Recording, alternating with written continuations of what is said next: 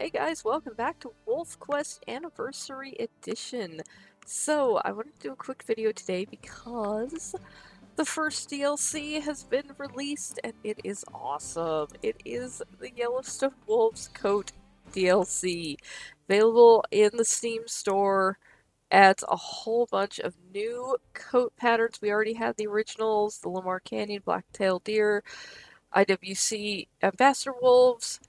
Now we have some more Yellowstone wolf coats, and they're everyone from the founders. So we have 7F here.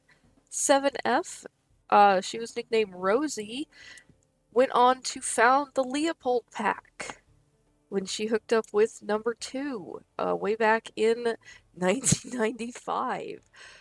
We have her mother, 9F, the legend herself. At one point, something like 80% of all Yellowstone wolves were descended from her.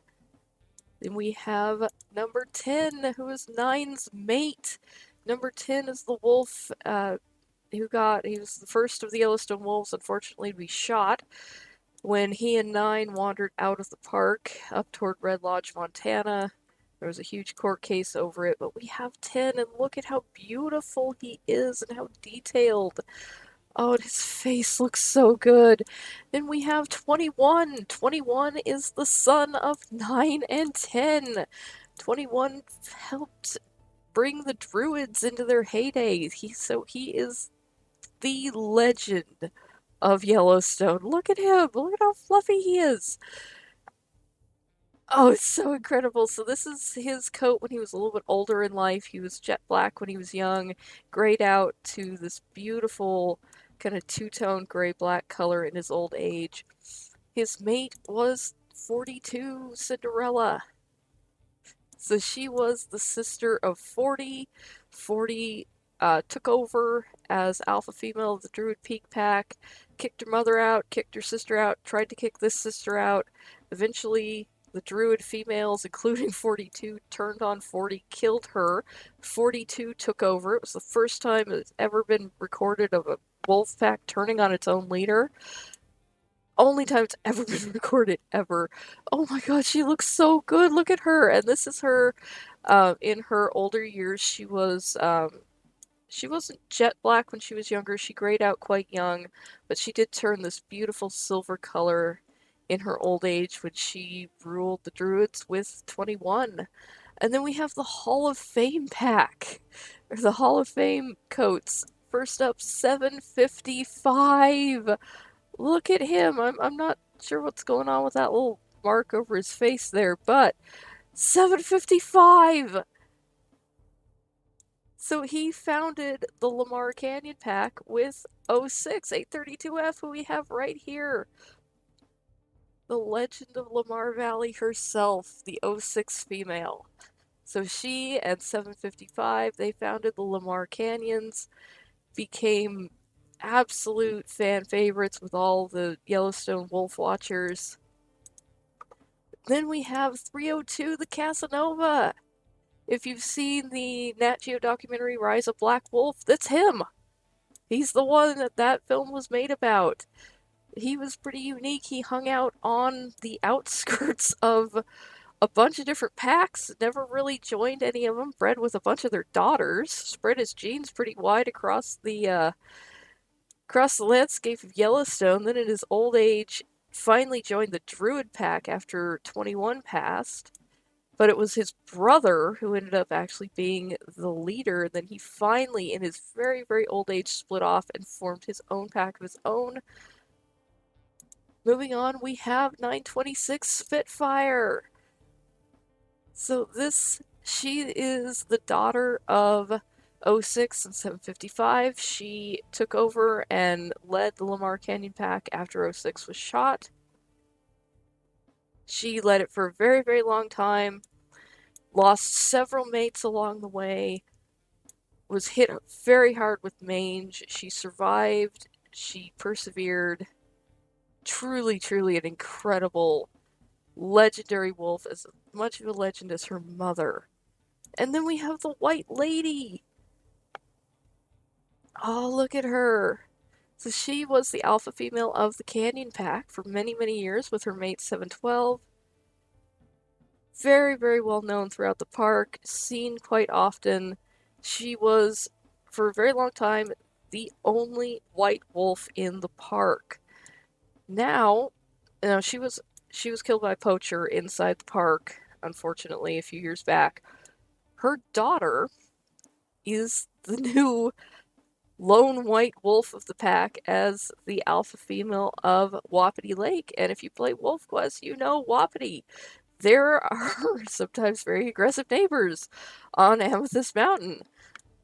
It's her daughter who founded that pack with 755 after he got kicked out of the Lamar Canyon pack after '06 was shot because he couldn't breed with his own daughters. He ended up getting run out by Middle Gray's mate after Middle Gray took over.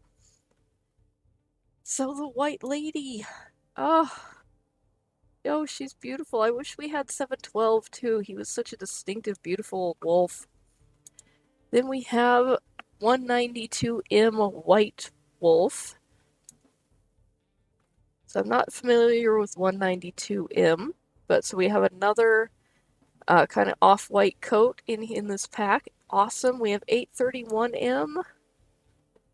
Oh, or 831F. So she is a beauty. Again, this is one that I'm not quite as familiar with. I love this little bit of just graying out on the muzzle. Beautiful with that two-tone coat. Then we have 838M Big Blaze. Another very, very distinctive looking wolf. Oh, he is gorgeous. Imagine running into a potential mate with that coat pattern. Oh. Then we have Half Black. Get another one I'm not too familiar with. Very distinct coat. Look at that. Oh, beautiful. And then Small Dot.